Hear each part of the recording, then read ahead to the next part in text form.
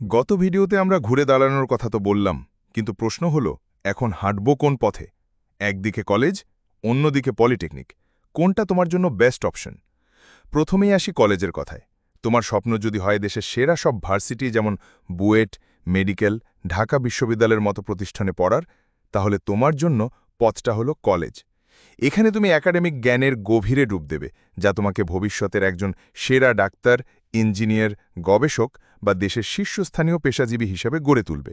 এটি একটি প্রমাণিত এবং মর্যাদাপূর্ণ পথ। অন্যদিকে তোমার যদি বইয়ের চেয়ে প্র্যাকটিক্যাল কাজে বেশি আগ্রহ থাকে, মানে হাতে কলমে কাজ করে দ্রুত ইন্ডাস্ট্রির জন্য নিজেকে তৈরি করতে চাও, তাহলে তোমার জন্য বেস্ট অপশন হলো পলিটেকনিক। এখানে তুমি বাস্তব দক্ষতা অর্জন করবে, যা তোমাকে একজন টেকনিক্যাল এক্সপার্ট হিসেবে প্রতিষ্ঠা করবে। এখন শুনো পলিটেকনিকের ভর্তি প্রক্রিয়ার কথা। সরকারি পলিটেকনিকে চান্স পেতে হলে একটা ভর্তি পরীক্ষা দিতে হবে।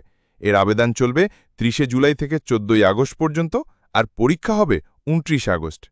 এখানে ২০২৩ থেকে ২০২৫ সালে এসএসসি পাশ করা স্টুডেন্টরাই আবেদন করতে পারবে। আর বেসরকারি পলিটেকনিকে কোনো ভর্তি পরীক্ষা নেই। আবেদন করলে সিট খালি থাকা সাপেক্ষে ভর্তির এসএমএস চলে আসবে।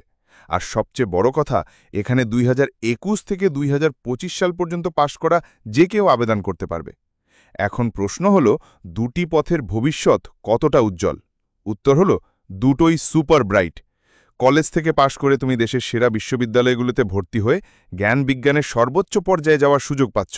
অন্যদিকে ডিপ্লোমা শেষে তুমি সরাসরি সাব অ্যাসিস্ট্যান্ট ইঞ্জিনিয়ার হিসেবে ভালো বেতনে চাকরি শুরু করতে পারছ। আবার চাইলে ডুয়েটের মতো প্রতিষ্ঠানে ভর্তি পরীক্ষা দিয়ে বিএসসি ইঞ্জিনিয়ারিংও পড়তে পারবে। তাহলে তোমার ফাইনাল ডিসিশনটা কি? উত্তরটা তোমার নিজের কাছেই আছে। তোমার প্যাশন কোন দিকে, সেটাই আসল। তোমার সিদ্ধান্ত কি, আমাদেরকে নিচে কমেন্টে জানিয়ে দাও। কিন্তু একটা মিনিট দাঁড়াও, একটা সুপার ইম্পর্ট্যান্ট কৌশল জেনে নাও। তুমি যেখানেই ভর্তি হওয়ার প্ল্যান করো না কেন, একজন স্মার্ট স্টুডেন্ট হিসেবে কলেজে ভর্তির আবেদনটাও অবশ্যই করে রাখবে। কারণ পলিটেকনিকের ভর্তি একটি প্রতিযোগিতামূলক পরীক্ষা, আর জেনারেল কলেজের আবেদন প্রক্রিয়াও প্রায় একই সময়ে চলে। তাই নিজের জন্য একটি পথ বন্ধ না করে দুটি পথই খোলা রাখাটা হবে সবচেয়ে বুদ্ধিমানের কাজ।